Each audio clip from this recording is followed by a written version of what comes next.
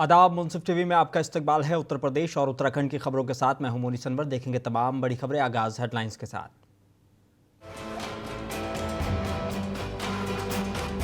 उत्तर प्रदेश के बुलंदशहर में एक हादसे में 10 लोगों की मौत, 21 लोग हुए घायल। सरकार ने मुआवजे का किया ऐलान।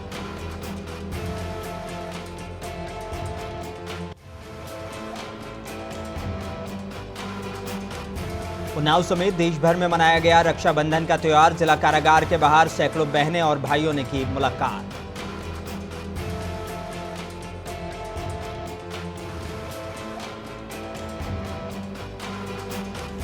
अमरोहा के थाना नौगावा सादात कस्बे में फूड विभाग ने की छापेमारी। एक्सपायरी सामान मिला, पनीर का लिया गया सैंपल।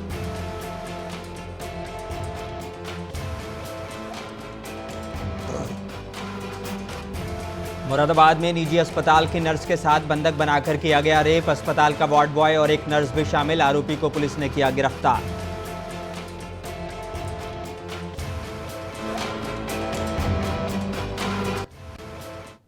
आइए बुलेटिन की शुरुआत करेंगे कुछ अहम और बड़ी खबरों के साथ। उत्तर प्रदेश के रक्षाबंधन में घर आ रहे लोगों की गाड़ी बस से टकरा गई, जिसमें 10 लोगों की मौत हो गई। इस सड़क हादसे में 21 लोग घायल बताए जा रहे हैं। सभी घायलों का इलाज जिला अस्पताल के इमरजेंसी वार्ड में चल रहा है। इस हादसे के बाद सड़क दुर्घटना में मारे गए लोगों के परिजनों को उत्तर प्रदेश सरकार की तरफ से 2-2 लाख रुपए की आर्थिक मदद की घोषणा की गई है, जबकि घायलों को 50-50 हज़ार रुपए की मदद दी जाएगी। और बता दें कि साथ ही सड़क हादसे की मजिस्ट्रेट जांच होगी और एडीएम प्रशासन को जांच के लिए मजिस्ट्रेट नामित किया गया है। आज कई मंत्री और जिलाधिकारी समेत आला अधिकारियों ने भी अस्पताल पहुंचकर जो घायल हैं उनका हालात जाने हैं।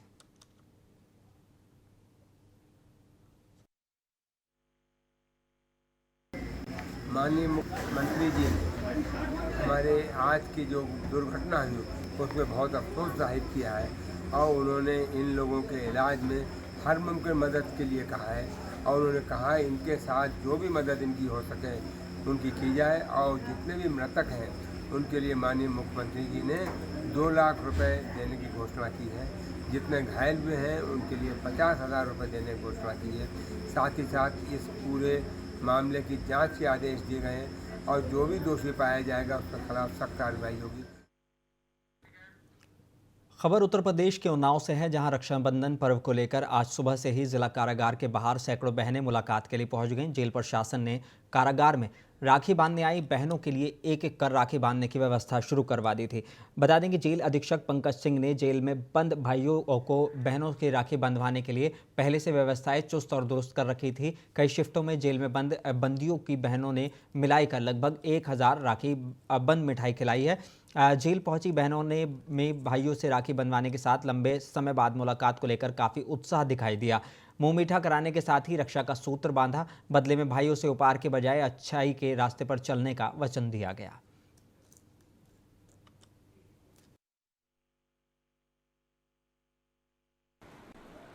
रक्षाबंधन के त्यौहार के मद्देनज़र हमारे शासन के और कारागार मुख्यालय के निर्देशों के अनुरूप हम लोगों ने जेल के बाहर एक हेल्प डेस्क की व्यवस्था कराई है।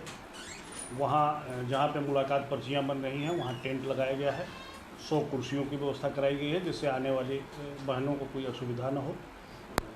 अंदर भी उनके बैठने की, राखी बांधने की, आरती उतारने की, ये सारी व्यवस्थाएं हमारे द्वारा कराई गई है। जलपान की व्यवस्था की गई है। अंदर भी पानी की व्यवस्था है, बाहर भी पानी और गिलास की व्यवस्था है जिससे कोई असुविधा ना हो। इसके अलावा हमारी मेडिकल टीम बैठी हुई है। किसी को ज़रा सी भी कोई परेशानी होती है धूप में या दूर से आने जाने की वजह से, तो तत्काल हम उसके लिए तैयार हैं।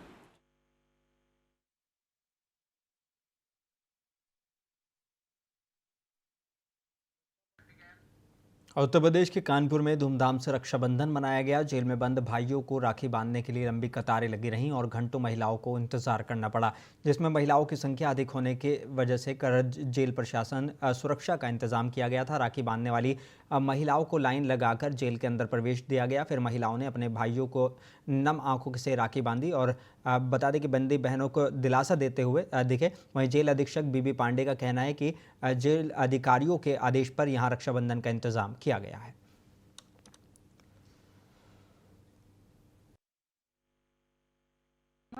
नेहा। आज किससे मिलने आई हैं आप यहाँ? भाई से कितने दिनों से बंद है? हो गया ऐसे 1 मंथ हो गया। कितनी देर हो गई आपको लाइन पे लगे हुए? 2 से 3 घंटा हो गया आराम से। 3 घंटे तो हो गए आए हुए। यहाँ पे क्या व्यवस्थाएं दी गई हैं? रास्ता तो ठीक है, भीड़ भाड़ तो आप धूप खुद ही और देख गर्मी को रहे देखते हुए। हैं। धूप गर्मी तो आप देखते हो, खुद ही फील कर रहे हैं कैसा लग रहा होगा कैसा नहीं लग रहा है। प्रियंका। आज आप कहाँ आई हैं? भाई से मिलने राखी पे। आज किस जगह आई हैं आप? जेल में अपने भाई से मिलने। कितने दिन से बंद है? 3 महीने से। यहाँ पे क्या सुविधाएं हैं? ठीक है, दिखा पड़ी पे पोस्ट पे काम कर रहा है, मतलब कोई पद दिया जाता है ना, उस पद अधिकारी पद पे काम कर रहा है। कैदियों को वर्क दिया जाता है ना करने के लिए, तो ठीक है। दीदी आप कब से खड़ी हैं यहाँ पर लाइन में? 2 घंटे से। उत्तर प्रदेश के जिला अमरोहा के थाना नौगावा सदात कस्बे में फौज विभाग ने कन्फेक्शनरी पर छापेमारी की है, जहां एक्सपायरी सामान मिला है। छापेमारी में पनीर का सैंपल भी लिया गया और लगभग 200 पैकेट लस्सी, मक्खन और दूध के एक्सपायरी पैकेट पकड़े गए हैं। फूड विभाग के असिस्टेंट कमिश्नर विनय अग्रवाल ने मीडिया से बात करते हुए बताया कि नौगावा सादात कस्बे से लगातार शिकायतें मिल रही थी कि यहां पर एक्सपायरी सामान बेचा जा रहा है, जिसके पर छापेमारी की गई है।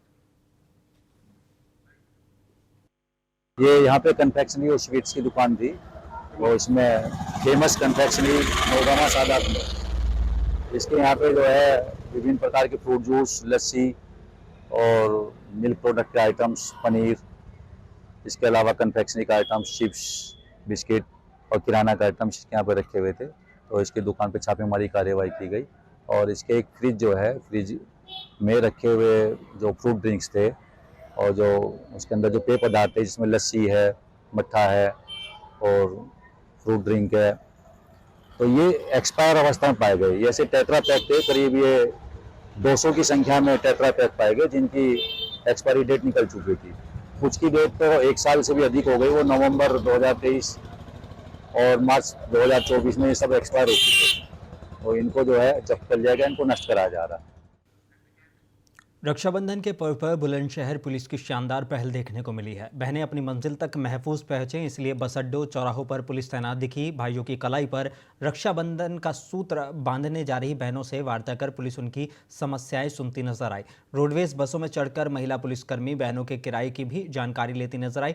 सुरक्षित यात्रा के लिए पुलिस खुद बस में सवार होकर अपनी सीमाएं पार करा रही है। साथ ही मंचलों पर पुलिस की पैनी नजर देखी जा रही है। एसएसपी श्लोक कुमार के आदेश पर सिकंदराबाद में भी बहनों की सुरक्षा में खाकी तैनात दिखी।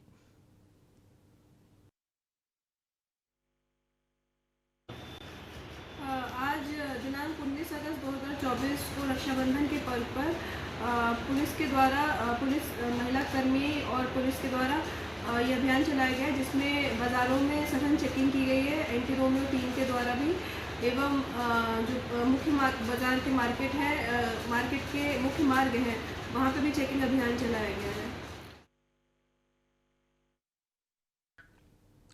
वेस्ट बंगाल के कोलकाता में महिला डॉक्टर के साथ रेप और मर्डर का मामला थमा भी नहीं कि उत्तर प्रदेश के मुरादाबाद में निजी अस्पताल की नर्स के साथ रेप करने का मामला सामने आया है। अस्पताल के डॉक्टर ने नर्स को बंधक बनाकर रेप किया। इस वारदात में अस्पताल के एक वार्ड बॉय और एक नर्स भी शामिल है। पुलिस ने पीड़िता का मेडिकल जांच कराई है। उसके पिता की शिकायत पर आरोपी डॉक्टर को गिरफ्तार कर लिया गया है। वहीं वार्ड बॉय और नर्स को पूछताछ के लिए हिरासत में लिया गया है।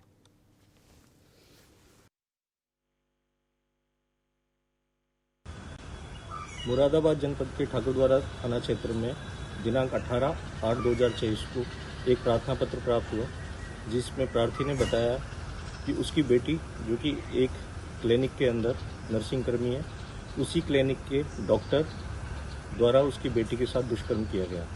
प्रार्थी के प्रार्थना पत्र के आधार पर 3 व्यक्तियों को नामजद किया गया है, जिसमें एक व्यक्ति का नाम है शाहनवाज, जो कि उस हॉस्पिटल का डॉक्टर है, और दूसरा व्यक्ति है जुनैद, और इसमें एक महिला है जिसका नाम है महनवाज। और इन तीनों व्यक्तियों पर मुकदमा दर्ज।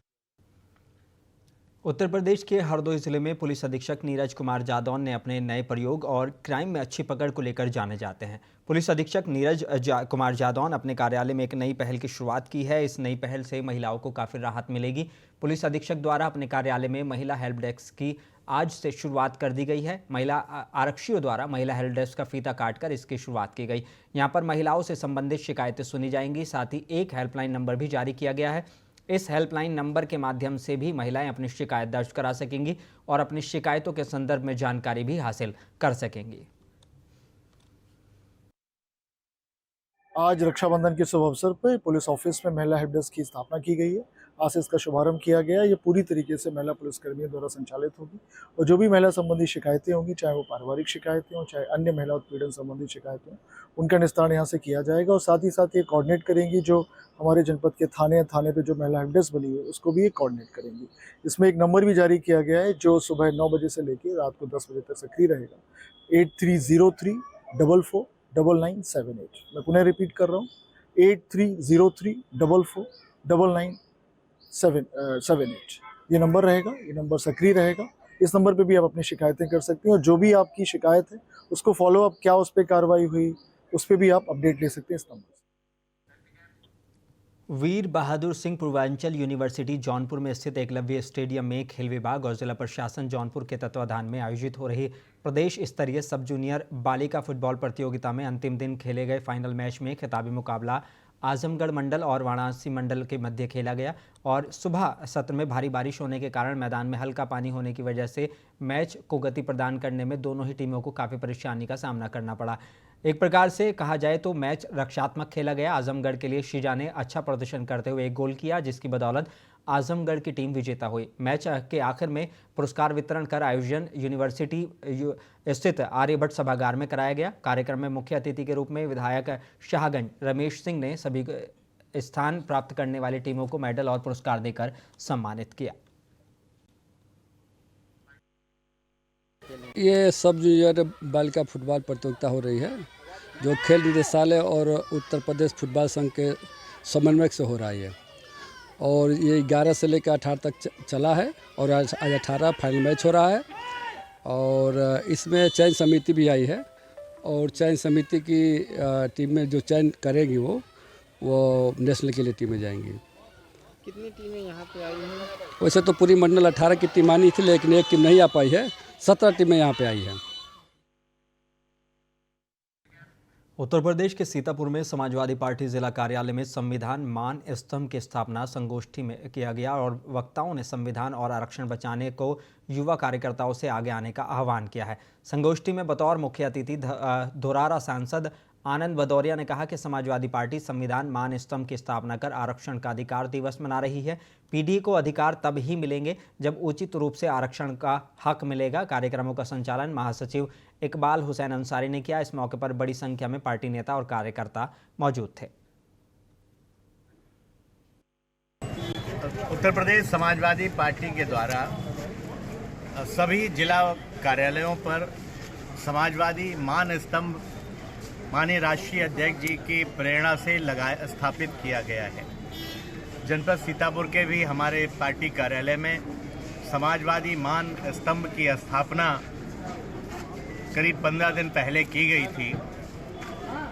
उस मान स्तंभ को में बाबा साहब के बनाए हुए संविधान की प्रस्तावना है और संविधान की एक प्रति एक कांच के बॉक्स में रखी गई है और नीचे लकड़ी का स्तंभ बना करके उसको उसके ऊपर स्थापित किया गया है।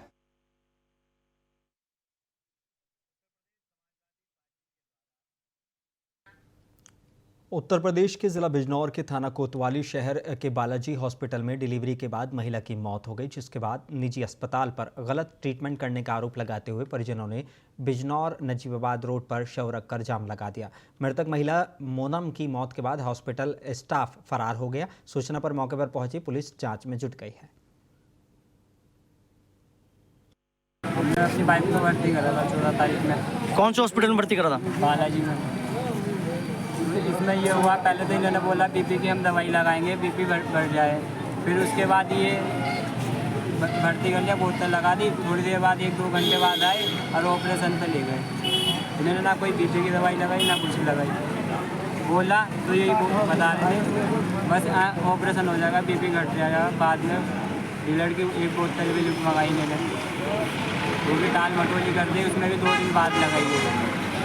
और बीपी कम नहीं हुआ। फिर उसके बाद जब बच्चा हो गया तो वो मशीन में रखा गया, लड़की हुई थी।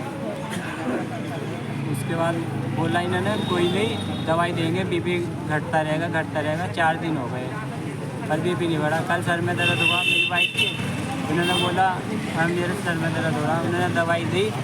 दवाई देने के बाद उनके सर ऐसा हुआ जैसे सर फटता है और आँख को। बिजनौर जिले के नूरपुर कस्बे के शिव मंदिर चौक के पास अग्रवाल ज्वेलर्स की दुकान से ग्राहक बनकर आए ठग ने करीब 7 लाख रुपए के सोने के आभूषण चोरी कर लिए। चोरी की पूरी घटना दुकान में लगे सीसीटीवी कैमरों में कैद हो गई। पुलिस क्षेत्राधिकारी राजेश सोलंकी ने घटनास्थल का निरीक्षण किया। बाइक सवार 2 युवक शिव मंदिर के पास पहुंचे। इनमें से एक युवक ने अग्रवाल ज्वेलर्स की दुकान में ग्राहक बनकर सोने के आभूषण देखने शुरू किए। उसके साथ ही चौराहे के पास बाइक पर खड़ा रहा। दुकान स्वामी राजीव अग्रवाल के बेटे विदित अग्रवाल को बातों में लगाते हुए ग्राहक बने युवक ने हाथ की अंगुलियों से करीब 110 ग्राम वजन के सोने के आभूषण चोरी कर कपड़ों में छुपा लिए। इसके बाद दुकान के बाहर आकर दूसरे साथी के साथ फरार हो गया। फिलहाल पुलिस मामले की जांच में जुटी हुई है।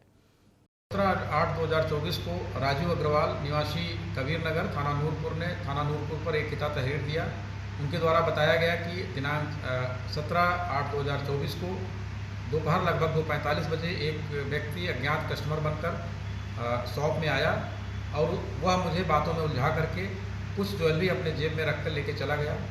इस सूचना पर थाना नूरपुर पर सुसंगत धाराओं में अभियोग पंजीकृत कर लिया गया है।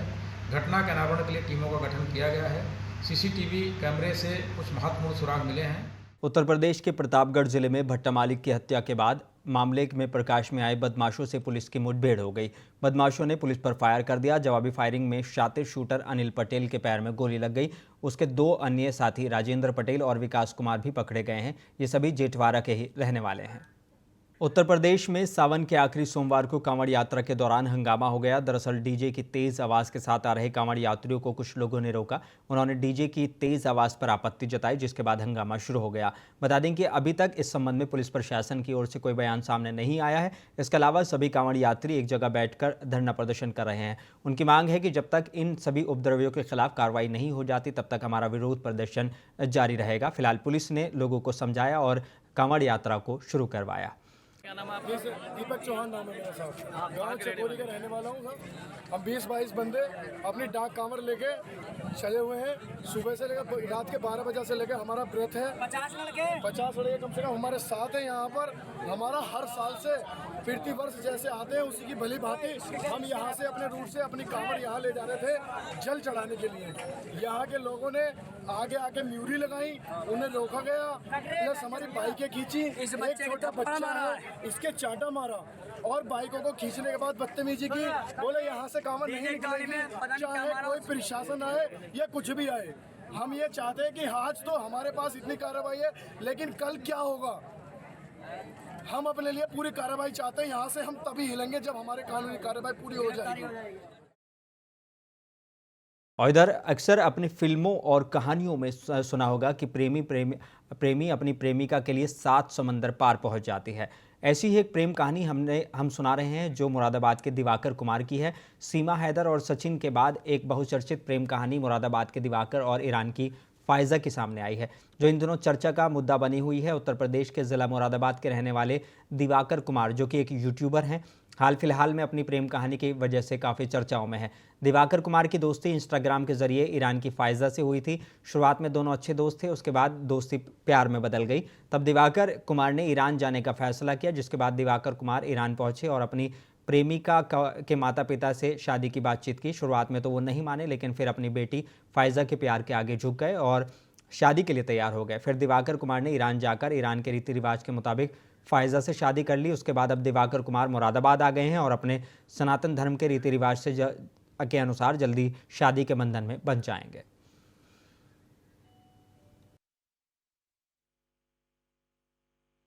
सर बहुत बढ़िया फील हो रहा है, क्योंकि जो 3.5 साल से हम लोग दोनों चाहते थे वो हो चुका है, मुकम्मल हो चुका है वो चीज़। और पहले इनके फादर आए थे, पहले मैं गया था ईरान, फिर इनके फादर और ये आई थी इंडिया, और फिर दोबारा मैं ईरान गया, वहाँ से हमने ईरानियन कल्चर में शादी करी। और अब फ़ायज़ा जो है वो इंडिया में है मेरे साथ, और अब हम इंडियन कल्चर में शादी करेंगे। किस माध्यम से बातचीत हुई थी आपकी? ये इंस्टाग्राम के माध्यम से बातचीत हुई थी। ईरान में तो खैर हर चीज़ बैन है, वहाँ पे रिस्ट्रिक्टेड है, जितनी भी वेस्टर्न वेबसाइट्स हैं, चाहे इंस्टाग्राम हो गया, कुछ दूसरी हो गई। लेकिन वीपीएन, ज़्यादातर यंगस्टर वीपीएन यूज़ करते हैं, तो वो वीपीएन यूज़ करती है, सभी यंगस्टर करते हैं, तो वीपीएन यूज़ कर दी थी। और उस टाइम कॉलेज में थी, यूनिवर्सिटी स्टूडेंट थी, तो उस टाइम मेरी बात हुई थी। ट्रैवल ब्लॉग्स करता था मैं, क्योंकि यूट्यूबर हूँ, तो ट्रैवल ब्लॉग्स करता था।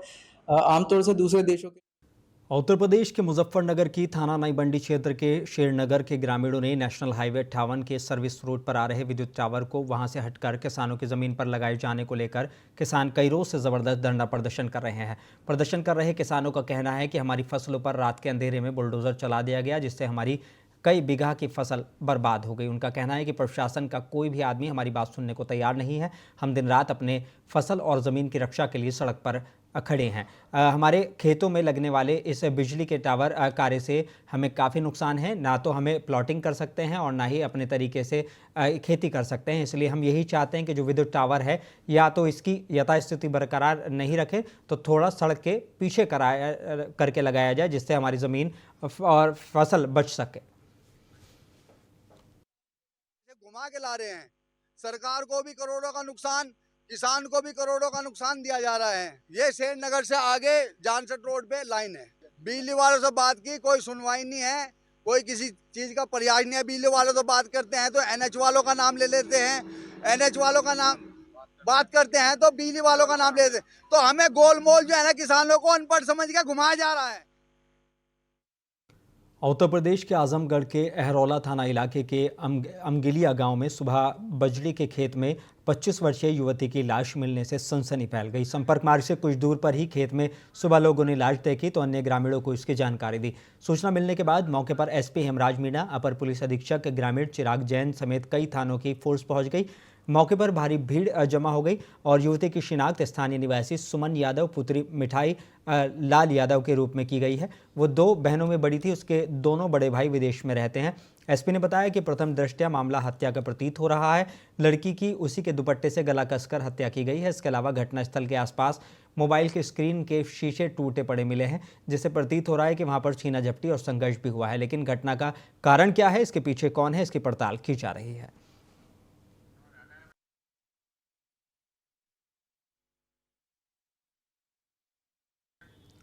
उत्तराखंड के रुड़की के झबरेड़ा निवासी एक विवाहिता के परिजनों ने ससुराल पक्ष पर जहरीला पदार्थ देने का गंभीर आरोप लगाया है। सूचना मिलते ही आनन फानन में मौके पर पहुंचे परिजनों ने पीड़ित को सिविल हॉस्पिटल में भर्ती कराया, जहां से उसकी हालत को गंभीर देखते हुए हायर सेंटर ऋषिकेश रेफर कर दिया गया। विवाहिता की 11 माह की मासूम बच्ची का भी रो रो कर बुरा हाल है। फिलहाल विवाहिता के परिजन में ससुराल पक्ष के खिलाफ भारी रोष व्याप्त है। उन्होंने पुलिस प्रशासन से इंसाफ की गुहार लगाई है।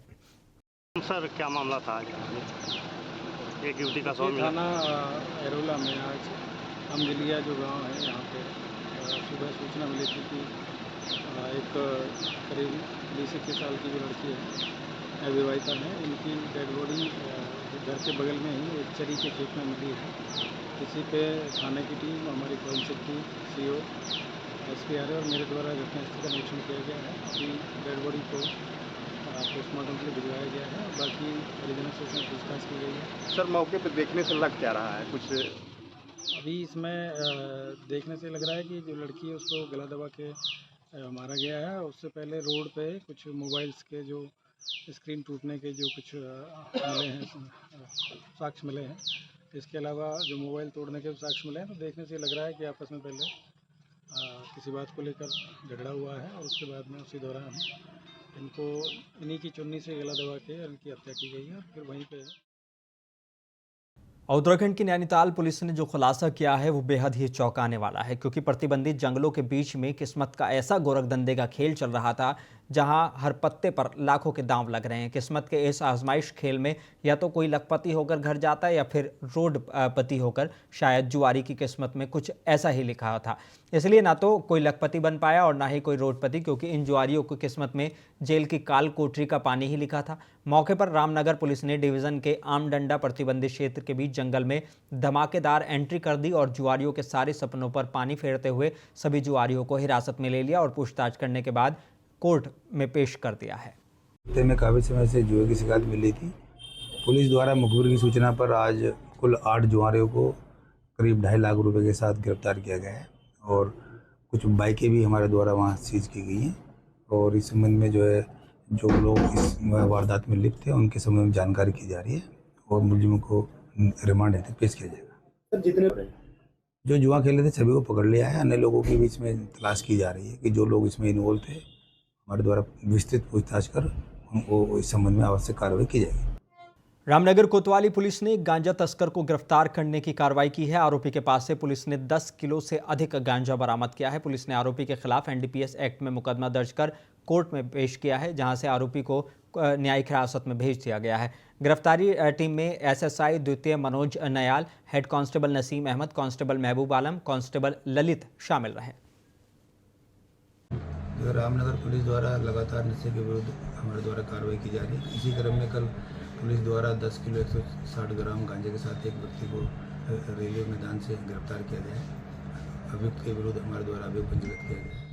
उत्तर प्रदेश के शाहजहाँपुर के थाना रोजा इलाके में ग्राम पिपरिया में 8 अगस्त की रात में रात के 2 बजे 3 बदमाश घर में घुसे और परिजनों को बंधक बनाकर लूटपाट कर फरार हो गए थे।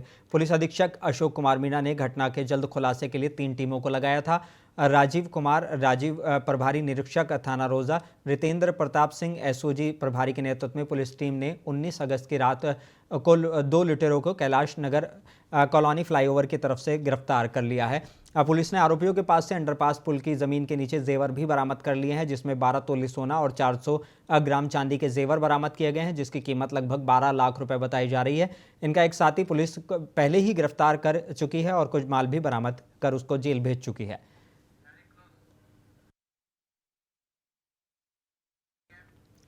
बुलेटिन में बस इतना ही। मुझे दीजिए इजाजत। बने रहिए मुंसिफ टीवी के साथ।